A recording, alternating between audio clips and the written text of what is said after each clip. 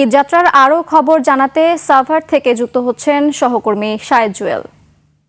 সিল্কোর silk and shine, যাতে আছে argan oil ও ওট প্রোটিনের গুডনেস, যা আপনার চুলকে রাখে হেলদি অ্যান্ড শাইনিং। শাহেদ, ঈদের মহাসড়কে যানজটের খবর বিস্তারিত জানাবেন আমাদেরকে। ধন্যবাদ শ্রাবন্তী। আপনি যেমনটা বলছিলেন, আজ সকাল হতে কিন্তু ঢাকায় মহাসড়কের তেমন কোথাও যানজটের খবর পাওয়া যায়নি। মহাসড়কগুলোতে অনেকটাই ফাঁকা, তবে যাত্রী সাধারণের কিন্তু চাপ এখানে রয়েছে। এখানে যাত্রী সাধারণ কিন্তু ঈদের নারীর টানে বাড়ি ফিরতে উন্মুখ হয়ে তার সকাল হতেই বাস স্ট্যান্ডগুলোতে ভিড় জমাচ্ছে।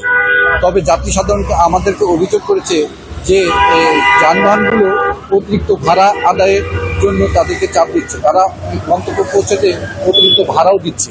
তো আমরা এখন দেখাতে চাই যে বাস স্ট্যান্ডগুলোতে কিন্তু এই যাত্রী সাধারণের চাপ কিন্তু এখন পরিণত হচ্ছে। কিছু কিছু বাস স্ট্যান্ডে এখনো আপনাদের দেখাতে চাই যে যানবাহনের কিছুটা চাপ রয়েছে, ধীর গতিতে চলছে যানবাহন।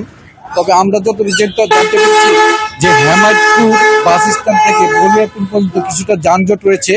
এদিকে আশুলিয়ার ওইদিকে কিছুটা যানজট রয়েছে শ্রীপুর বাস স্ট্যান্ডে বাইপাইলের থেকে শুরু হয়ে ঝিরাবো পর্যন্ত কিছুটা খানাখন্দের রাস্তা, খানাখন্দের জন্য ধীর গতিতে গাড়ি বাড়ো এগুলো চলছে। এই গাড়িগুলো, যানবাহনগুলো কিন্তু এই সড়কটি অ্যাভয়েড করে তারা ভিন্ন পথে তারা যানবাহন চলাচল করছে। আমরা কিন্তু এখানে দেখতে পেয়েছি যে সার্ভিস লেনগুলো কিন্তু কিছুটা যানজট আছে। এখানে অটো রিক্সাগুলো সার্ভিস লেন ঢুকেতে মহাসড়কগুলোতে এসে পড়ায় তারা কিন্তু যানজটের সৃষ্টি হচ্ছে। এখানে আইন শৃঙ্খলা বাহিনী কাজ করে যাচ্ছে নিরলসভাবে যে যানজট কিভাবে লোপ করা যায়। তো আমরা দেখছি সকাল হতেই কিন্তু শ্রাবন্তী এখানে মানুষের কিন্তু ভিড় পরিলক্ষিত হচ্ছে। মানুষ আমাদেরকে অভিযোগ জানিয়েছে যে তারা গন্তব্য পৌঁছতে অতিরিক্ত ভাড়া চাচ্ছে পরিবহন শ্রমিকগুলোর সাথে কথা বলেছি, তারা কিন্তু এই বিষয়টা অস্বীকার করছে। তারা বলছে যে না, আমরা যতটুকু ভাড়া ছিল ততটুকু আমরা ভাড়া রেখেছি।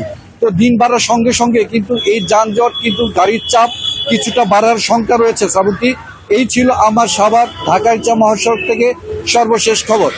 শ্রাবন্তী। শাহেদ, ধন্যবাদ আপনাকে।